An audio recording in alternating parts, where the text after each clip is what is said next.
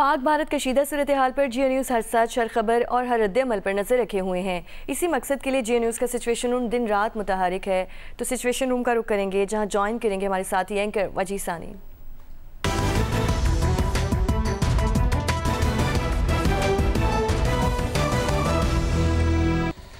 और आपको बताएं कि सिचुएशन रूम में सबसे पहली खबर है, पाकिस्तान ने बैनुल-अक़वामी बरादरी से भारतीय जारहियत के मामले पर फौरी तौर पर जिम्मेदारी का मुजाहिरा करने का मुतालबा कर दिया है। तर्जमान दफ्तर खारजा का कहना है कि भारत की जारहियत की सूरत में पाकिस्तान अक़वाम मुत्तहिदा चार्टर के तहत दिफा का हक रखता है।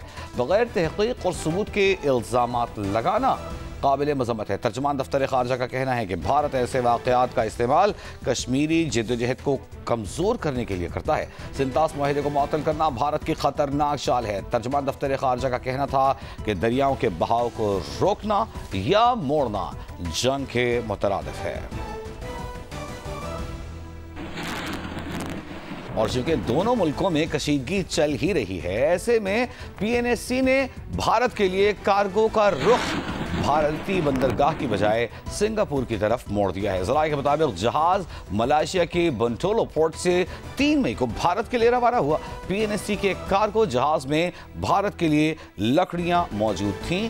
और इस पर तफसील जानेंगे क्या मामला है। ये अली इमरान सैयद नुमाइंदे जिन्होंने हमारे साथ मौजूद है। अली इमरान, क्या मामला है, क्या हुआ ये?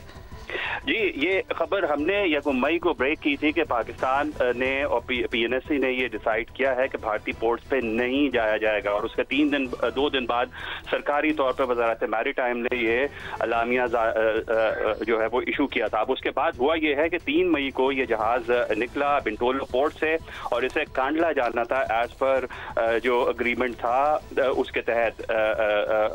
उसकी फौरी बाद इसका रुख जो है कैप्टन रेहान बेग जहाज के कैप्टन है। ये जहाज का नाम है चित्राल और इसका रुख सिंगापुर की तरफ मोड़ दिया है। और हमारे पास जो आज का लेटेस्ट PNSC की जो शिपिंग स्टेटस रिपोर्ट है उसके मुताबिक इसने जो कार्गो है वो वहां उतारना है। लेकिन हमारे जो कुछ दीगर जरिए हैं उनका ये कहना है कि ये भी ऑप्शन ज़ेर गौर है कि कोलंबो या सोहार पोर्ट पे ये कार्गो उतारा जाए जो कि कांडला से करीब तरीन पड़ते हैं। तो अब इन 2-3 ऑप्शंस पे गौर जारी है। जो रिपोर्ट है वो तो ये कह रही है कि सिंगापुर पे ही उतारा जाएगा।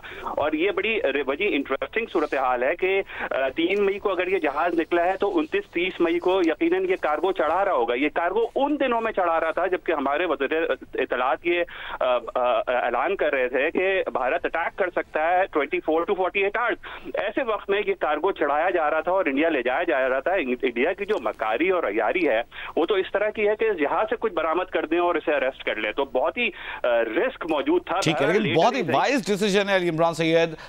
भले थोड़ा सा लेट है लेकिन सही फैसला किया गया है। अब भारतीय पोर्ट पर नहीं जाएगा, सिंगापुर की जानिब उसका रुख मोड़ दिया गया है। बहुत शुक्रिया, अली इमरान सैयद हमारे साथ मौजूद हैं। और अब बात करेंगे पाकिस्तान के साबिक इंडस वाटर कमिश्नर सैयद जमात अली शाह ने टोरंटो में जियो न्यूज़ से गुफ्तगू की है। कहा है कि भारत सिंतास मुआहिदे के तहत पाकिस्तान का पानी बंद नहीं कर सकता।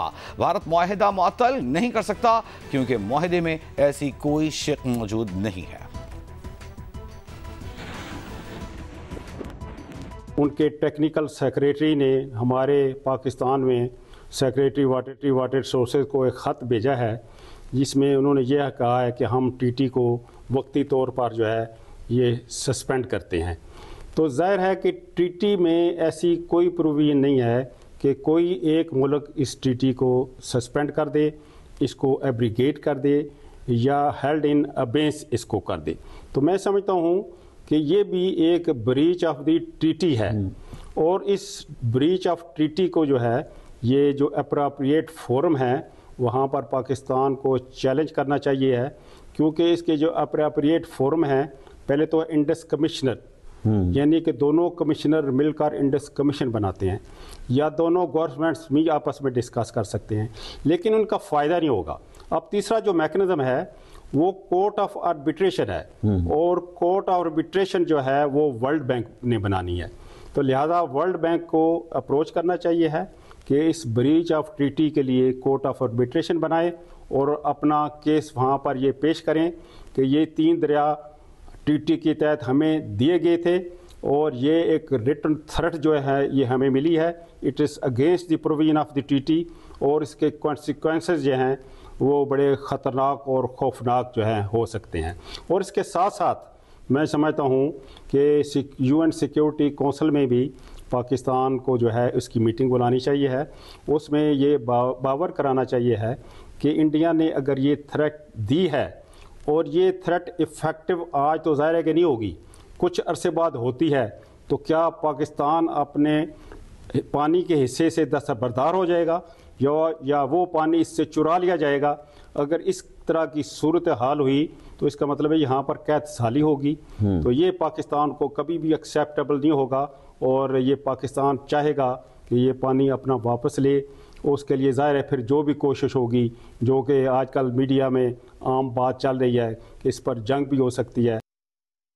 और अब आपको बताएं, पाकिस्तान ने अक़वाम मुत्तहिदा की सलामती काउंसिल को भारत के इश्तियालंगेज बयानात और अमन को खतरे में डालने वाले इक़दाम से आगाह कर दिया है। पाकिस्तान के मुस्तकिल मंदूब आसिम इफ्तिखार ने काउंसिल अरकान को यकतरफा तौर पर सिंध तास मुआहिदा मुअत्तल करने पर भी ब्रीफिंग दी। पाकिस्तान की दरख्वास्त पर काउंसिल के बंद कमरा इजलास के बाद आसिम इफ्तिखार ने मीडिया को ब्रीफिंग में बताया कि पाकिस्तान बार बार कह चुका है कि पहलगाम वाक़े से कोई ताल्लुक नहीं।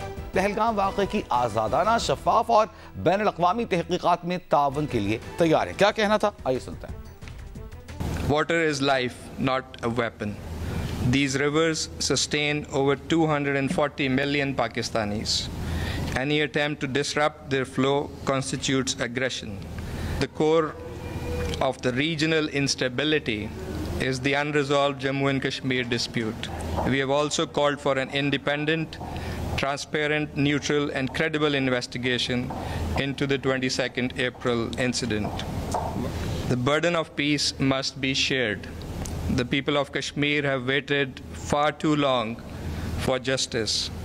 And the people of Pakistan will not stand by while their rights to water, to peace, to sovereignty are threatened. Asim Iftikhar की गुफ्तगू आपने सुनी। इसके अलावा एंटोनियो गुतेरेस सेक्रेटरी जनरल अक़वाम मुत्तहिदा का कहना है कि war is not a solution. साथ ही उन्होंने पाक भारत ताल्लुकात में बेहतरी लाने के लिए, इस कशीदगी को दूर करने के लिए अपना किरदार अदा करने की भी पेशकश की है। सिचुएशन रूम से आपको लम्हा ब लम्हा बदलती सूरत हाल से अपडेट रखेंगे।